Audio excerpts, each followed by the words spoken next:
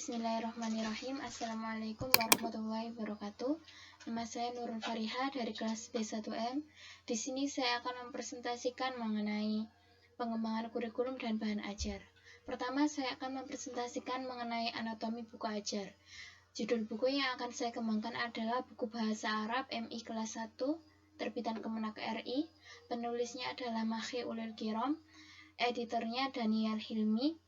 Penerbitnya Direktorat KSKK Madrasah Direktorat Jenderal Pendidikan Islam, Kementerian Agama RI, Jalan Lapangan Benteng Barat, nomor 3-4, lantai 6-7, Jakarta 10110. Cetakan pertama buku ini pada tahun 2020, ISBN jilid lengkapnya 978 623 6687 178. ISBN jilid satunya 978 623 6687 161. Jumlah babnya terdapat 6 bab, jumlah halamannya 138 halaman. Pendekatan pembelajaran ini yaitu pendekatan wahda.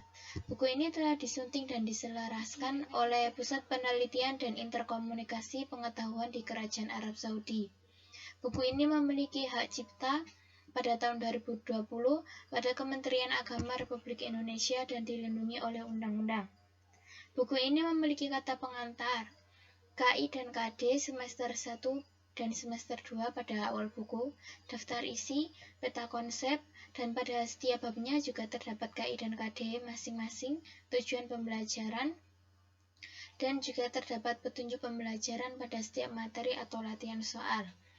Proses pembelajaran meliputi 4 maharo, yaitu maharo qiraah, istima', kalam, dan kitabah. Pada setiap maharo terdapat tadribat atau latihan soal masing-masing.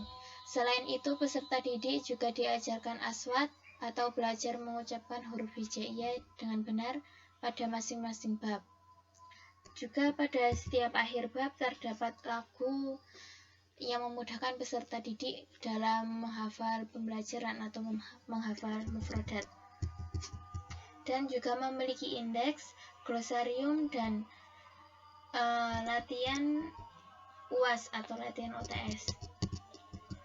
Selanjutnya saya akan mempresentasikan mengenai problem pada buku ajar atau mengenai hal yang akan saya kembangkan pada buku ajar ini.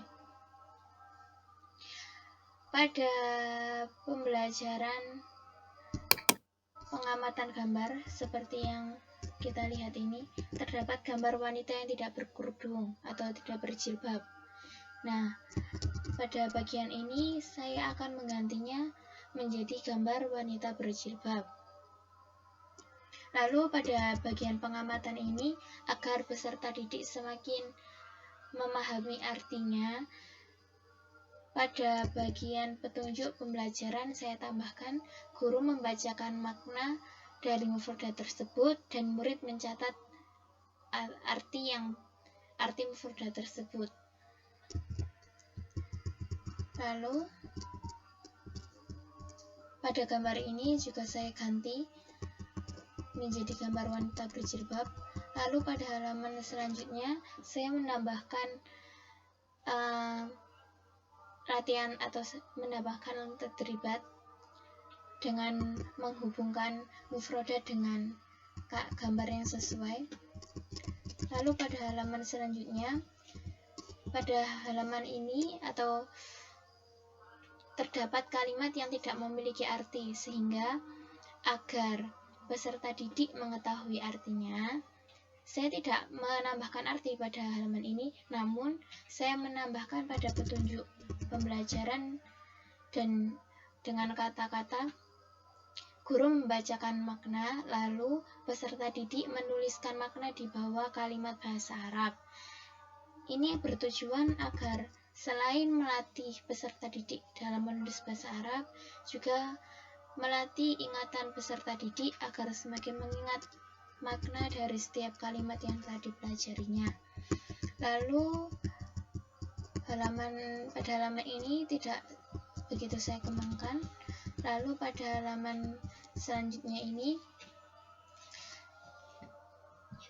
Saya memberikan contoh dan mengganti gambar-gambar yang tidak dipelajari dengan gambar yang dipelajari, karena gambar buku, televisi, dan gambar mikrofon bukanlah gambar yang dipelajari pada bab ini, sehingga agar peserta didik memahami apa yang disampaikan oleh guru, saya mengganti gambarnya.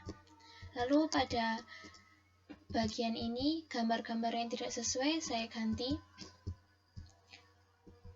dan saya berikan titik-titik di bawah kalimat ini agar peserta didik dapat menuliskan makna dari setiap kalimat yang tidak dipahaminya. Selanjutnya yaitu pada bagian kitabah.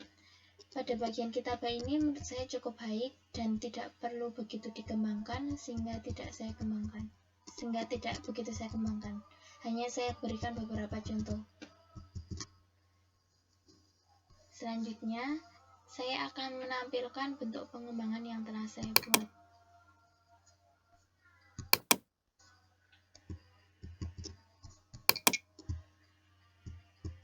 Ini adalah bentuk pengembangan yang telah saya buat.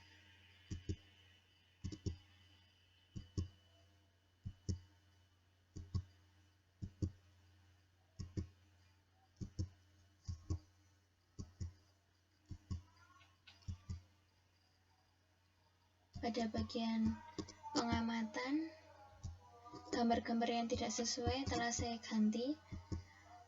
Lalu pada bagian ini, saya memberikan kolom kosong agar saat guru membacakan maknanya, peserta tidak dapat menulisnya. Dan gambar-gambar yang tidak sesuai telah saya ganti. Lalu pada halaman selanjutnya, saya memberikan tadribat tambahan dan beserta contohnya. Lalu pada halaman selanjutnya, saya berikan juga contoh dan mengganti gambar-gambar yang kurang sesuai. Pada pengembangan ini, saya juga mengurangi perintah-perintah yang menggunakan bahasa Indonesia. Lalu pada halaman ini, saya juga memberikan kolom kosong agar peserta didik dapat menuliskan makna yang telah dibacakan oleh guru. Lalu pada halaman ini, gambar-gambar yang kurang sesuai telah saya ganti, dan gambar yang tidak dipelajari pada bab ini telah saya ganti juga menjadi gambar yang sudah dipelajari peserta didik. Lalu pada halaman ini, saya memberikan kolom kosong agar peserta didik dapat menuliskan makna dari setiap kalimat atau arti kalimat yang telah dibacakan oleh guru.